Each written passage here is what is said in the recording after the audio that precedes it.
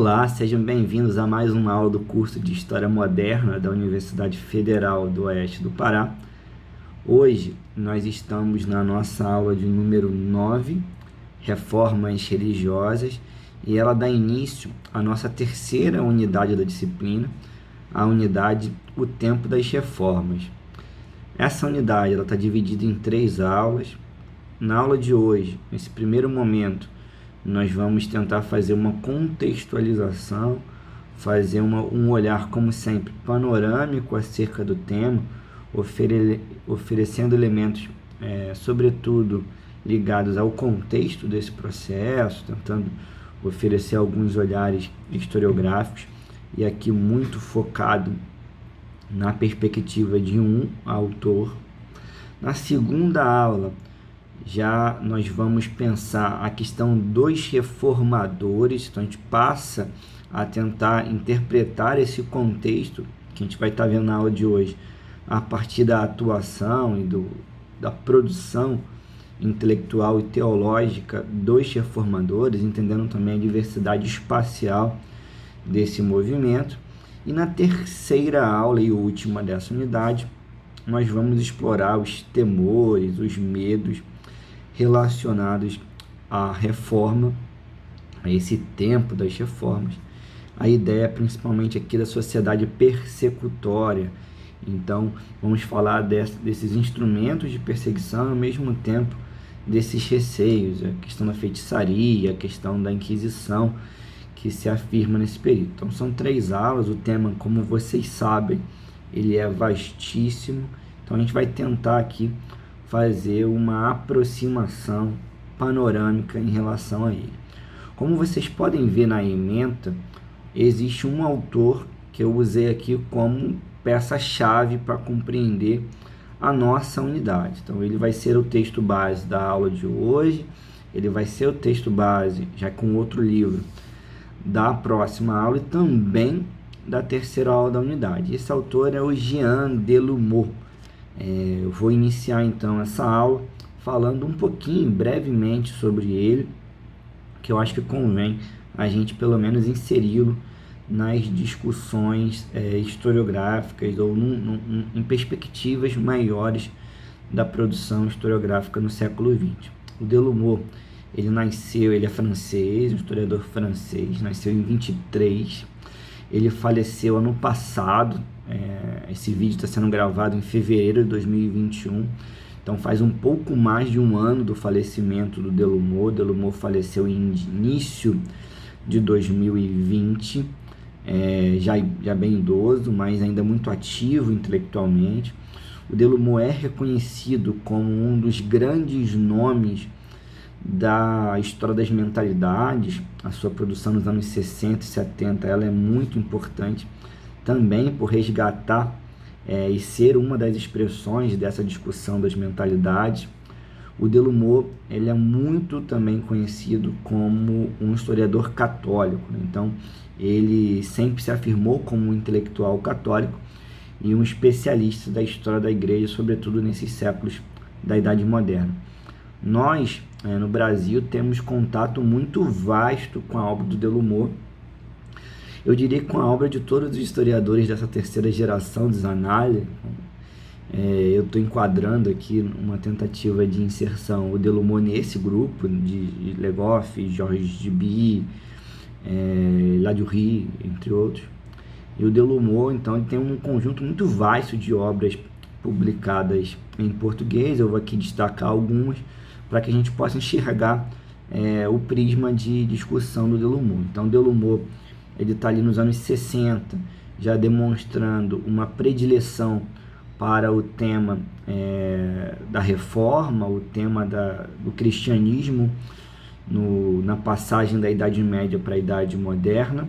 E ele lá em 65 publica o livro que nós temos uma tradução em português, que é o Nascimento e Afirmação da Reforma.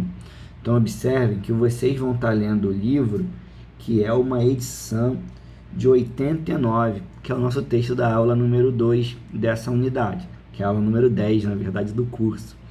Então, na aula que vem, na aula número 10, a segunda aula da unidade 3, O texto que vocês estão lendo, que é uma edição de 89, mais uma vez, uma tradução, ele foi publicado originalmente em 65 e é um primeiro manual que o Delumeau é uma coleção voltada a essas obras de síntese, com espécies de manuais acadêmicos, com um vasto levantamento bibliográfico, que é a coleção Nouvelle Clio, e nessa coleção o Delumeau contribui em 65 para a discussão da reforma. Então nós temos uma obra importantíssima ainda hoje da historiografia francesa sobre essa discussão. Na sequência dessa obra, extremamente vinculada em algumas discussões ao que ele já demonstrava nessa obra, o Delumeau publica talvez, é difícil dizer mas um dos seus grandes trabalhos, que é a obra A Civilização do Renascimento. Vocês da turma estão tendo acesso ao texto pela edição portuguesa da Estampa, que foi publicada em 2 volumes. Eu tenho aqui em mãos a edição também portuguesa, da edições 70, de Lisboa também. Tem essa capa linda aqui, eu pelo menos acho belíssima.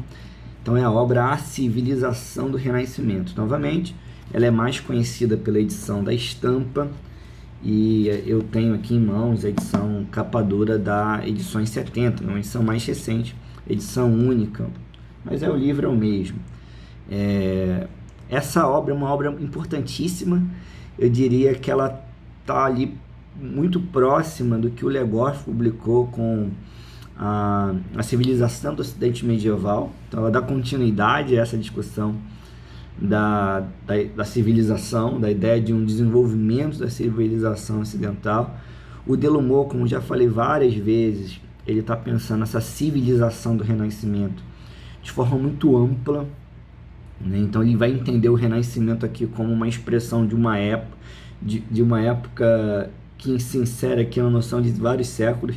Então, para o Delumeau, essa civilização do Renascimento tem lá o seu início no século XIII e vai pelo menos até o século XVII, quando aí sim se demarcariam rupturas nessa sociedade europeia. Então, o Delumeau está focado em pensar a Europa e está pensando nessa civilização do Renascimento por elementos dos mais diversos, pela questão da educação, pela questão da ciência, pela questão das mudanças sociais, nas hierarquias, mobilidade de grupos, pelas transformações políticas, pelas questões puramente artísticas, literárias, filosóficas, pelo medo, pelas perseguições e também pela discussão do nascimento da reforma, né?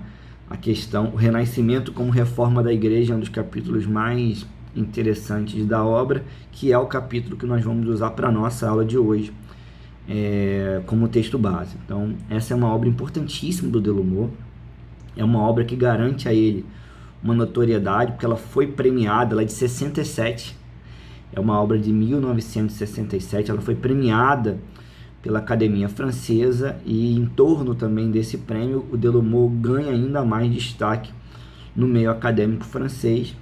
Em 71, e aí eu falava que é difícil determinar, essa é a grande obra. O Delumeau publica uma outra obra importantíssima, e infelizmente essa não tem tradução em português, pelo menos eu não conheço.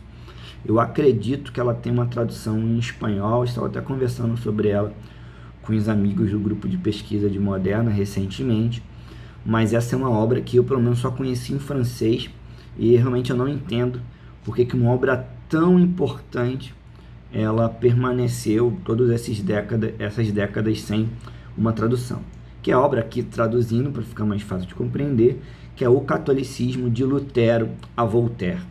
Então o Delumeau aprofunda ainda mais aquela discussão que ele já tinha tratado em meados dos anos 60, e em pouco menos de uma década ele publica então esse estudo focado no catolicismo, focado na questão da Igreja Católica e dessa vivência do catolicismo, que o Delumeau está muito preocupado com isso, com essa vivência religiosa, com essa experiência religiosa, com as práticas devocionais, essa sensibilidade. Novamente, ele ele é considerado talvez um dos grandes nomes para estudar o tema das mentalidades para esse elemento da religião e para a questão do medo nesse período.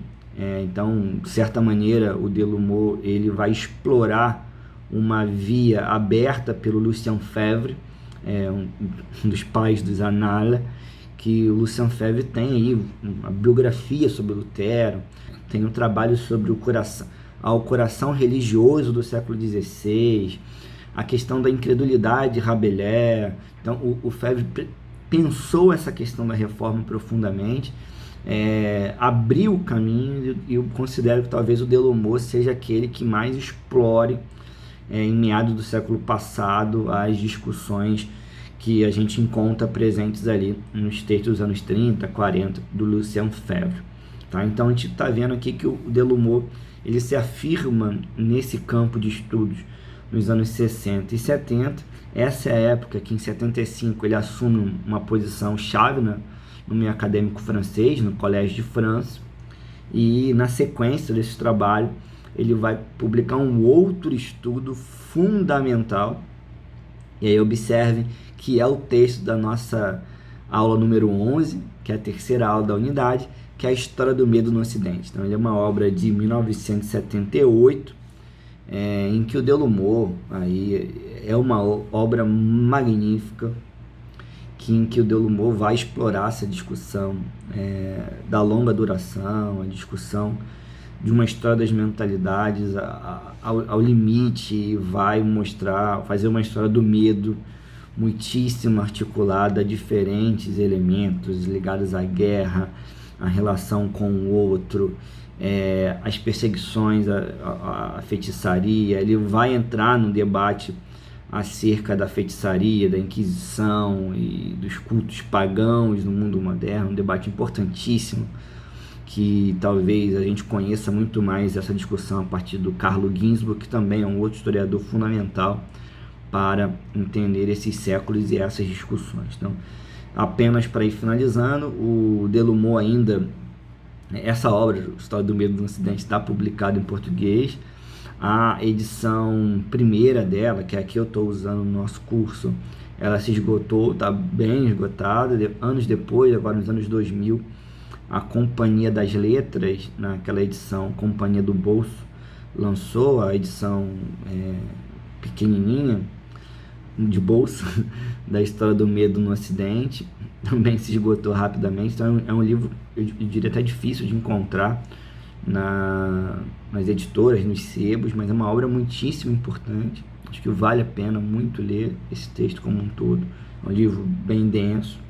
E nessa sequência o Delumeau, então, ele vai, ainda nesse campo do cristianismo, vai pensar várias temáticas outras que vão dar o tom da sua produção. Eu destaco apenas mais duas obras também estão disponíveis em português, que eu considero bem relevantes dessa produção nos anos seguintes. Nos anos 80, por exemplo, ele está publicando O Pecado e o Medo, a Culpabilização no Ocidente, é uma obra de 83. Eu estou destacando essa obra porque a ideia da culpabilização ele vai discutir no nosso texto básico, como vocês já leram e já perceberam. E nos anos 90 até os anos 2000, o Delumeau vai fazer uma incursão muito interessante para discutir o tema do paraíso, o tema do além cristão. Então ele vai lançar aí uma trilogia de obras dedicadas ao paraíso, que é uma história do paraíso. Tem 3 obras, essas obras também foram traduzidas para o português. Então essa é uma introdução à nossa aula, uma introdução ao nosso autor. Eu acredito que eu tentei aqui caracterizá-lo minimamente. Não tenho aqui a pretensão de fazer uma discussão mais biográfica, séria, sobre a produção do Delumeau e sobre a questão da sua trajetória acadêmica e por aí vai. Dando sequência, e provavelmente eu vou dividir essa aula em 2 partes, como tem sido já até recorrente nas questões acerca das aulas introdutórias. Então, nesse primeiro momento, ainda gostaria de falar sobre a, a reforma como objeto de estudo, tá? Também não vou me alongar. Eu vou deixar na descrição desse vídeo um artigo do professor Rodrigo Bentes Monteiro. O Rodrigo Bentes não considera esse um grande trabalho dele, mas é um artigo muito relevante. Se eu não me engano, esse artigo foi uma prova que o Bentes fez e demonstra a erudição do professor Bentes, que é professor de História Moderna da Universidade Federal Fluminense, acerca da historiografia, dessas discussões da reforma. E nesse texto o Bentes consegue apresentar diferentes autores, diferentes correntes de pensamento, diferentes olhares para esse tema da reforma. Então vou colocar ali como sugestão de leitura esse texto, esse é um artigo do Bentes na bibliografia. Saindo um pouco então dessa sugestão, que é, se quiserem aprofundar questões mais historiográficas, procurem o Bentes. Só queria colocar aqui que a reforma ela foi entendida de diferentes perspectivas ao longo dos séculos, tá? Então, inicialmente ela vai ser estudada e reivindicada, sobretudo pela uma história religiosa, por textos ligados às discussões teológicas. Então, o elemento da teologia vai se impor ao estudo da reforma. Acho que ainda hoje os alunos aqui ligados aos meios protestantes devem ter essa referência de uma relação muito intensa das igrejas evangélicas protestantes aqui com essa reivindicação do marco da reforma. Então, como que algumas formações teológicas ligadas a essas igrejas evangélicas também criam uma ideia teológica, que eu estou chamando aqui, dessas reformas do século XVI.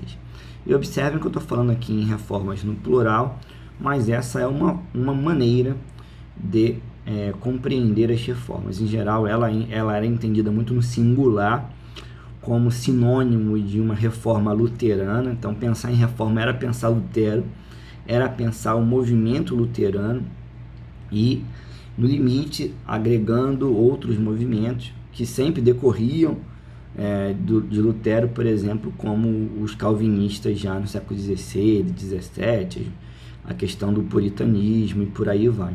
Então essa foi uma tendência que se impôs durante muito tempo na historiografia acerca da reforma, e essa mesma tendência nos levou a dividir a temática em reforma, entendida sempre como reforma protestante, a ruptura, e aí eu não estou nem colocando ainda os conteúdos desse olhar, e de um outro lado, a resistência, uma igreja que se entrincheirava e resistia a essa reforma, que era a questão da contra-reforma católica, a questão dessa resposta católica às reformas protestantes. Então, em síntese, tradicionalmente, o tema foi visto como reforma, sinônimo sempre de reforma protestante, e criou-se o jargão de falar de uma contra-reforma, sempre com essa resposta do catolicismo à reforma luterana. Então, muita coisa já mudou desde então.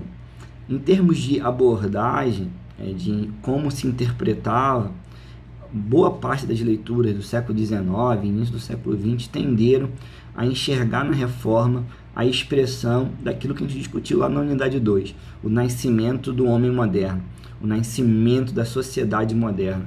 Então buscavam enxergar na reforma essa libertação do homem medieval, preso em superstições, para uma maior liberdade religiosa, para uma maior rompeu com essa dependência de Roma, essas dependências dos vínculos feudais. Então essa ideia de reforma como expressão do moderno, da modernidade, imperou nos estudos. A ideia de reforma como fundamento da formação do capitalismo, ela também vai ser muito chave no início do século XX. Aí o que eu cito a obra do Max Weber. Então já citei em outros momentos, vocês devem das aulas lembrar do nome do Max Weber, mas aqui no tema de reforma o Weber também ocupa um papel muito importante com a sua obra A Ética Protestante e o Espírito do Capitalismo. Tá? Esse não é um estudo que atualmente ele é considerado como leitura fundamental para se compreender o tema numa perspectiva histórica e sociológica atual. No entanto, entendendo que nós, historiadores, todos vocês que daqui a pouco vão estar com seu diplominha na mão aí, e se colocando também como pensadores das humanas, acho que é fundamental ler os clássicos.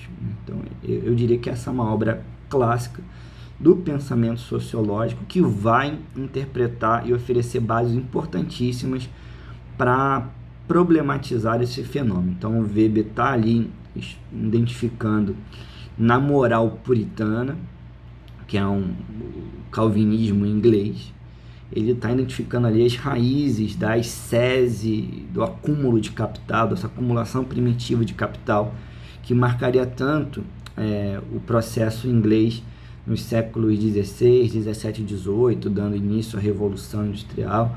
O Weber ainda faz um estudo a partir dessa experiência das 13 colônias. Então é um livro que, novamente, ele já não é tão mais usado como uma referência para o estudo atual do tema das reformas, mas ele vale a pena ser lido como um clássico acerca dessa temática.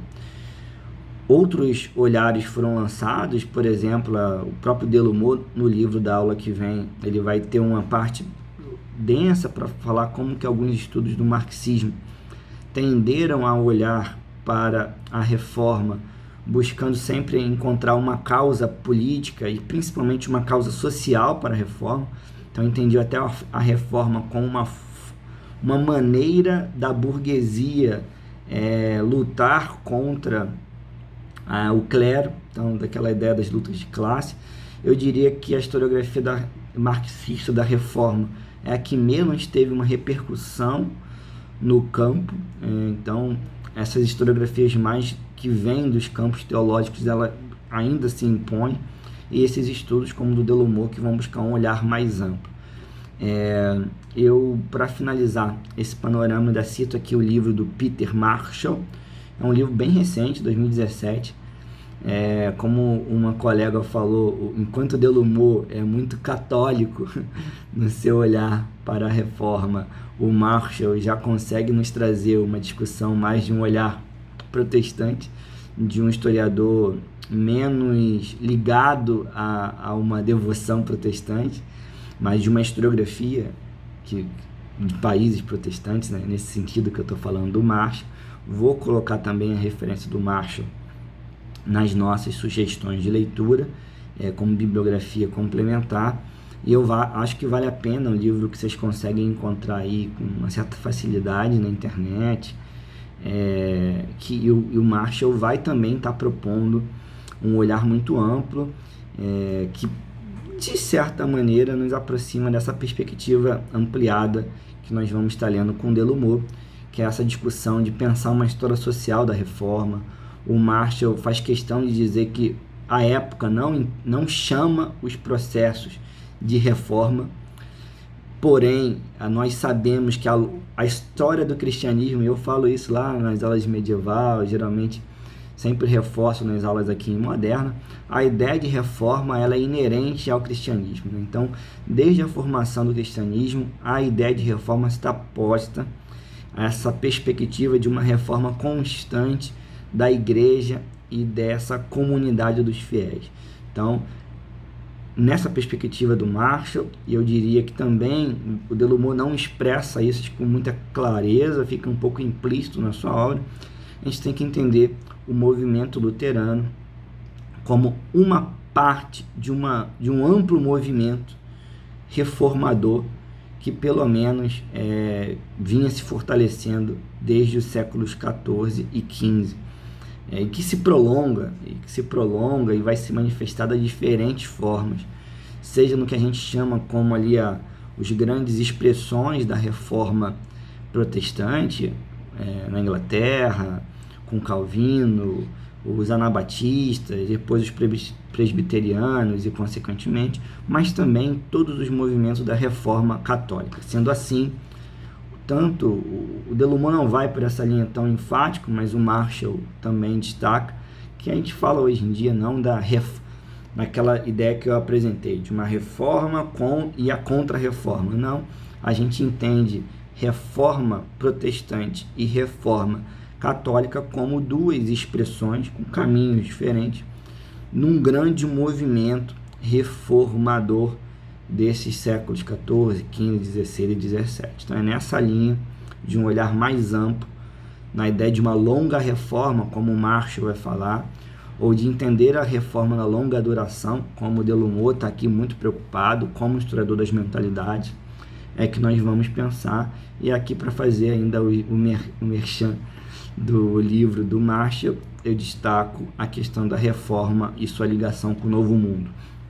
Então este é um acento que a gente vai ver pouquíssimo no Delumeau, infelizmente, que é as implicações da reforma e como não dá para pensar mais as confissões, processo de confessionalização. E aí eu já acabei falando agora dessa questão confessional, e eu vou botar ali a referência de um professor da Espanha, o Federico Palomo, é um dos grandes especialistas hoje na atualidade sobre essa questão das confissões, da reforma católica, desse disciplinamento social relacionado às reformas.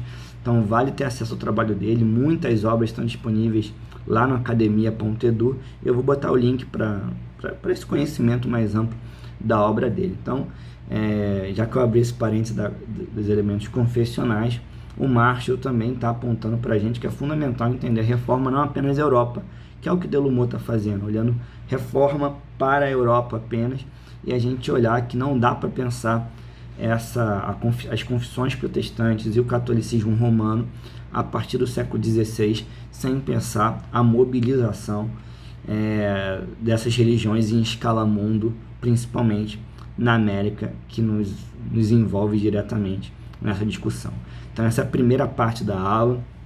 Eu vou aproveitar, já vou colocar as referências aqui na descrição desse primeiro vídeo, e no próximo vídeo, a parte 2 dessa aula, eu passo então a discutir exatamente o nosso texto base, que é o nascimento e a afirmação da reforma. Até lá, bye bye.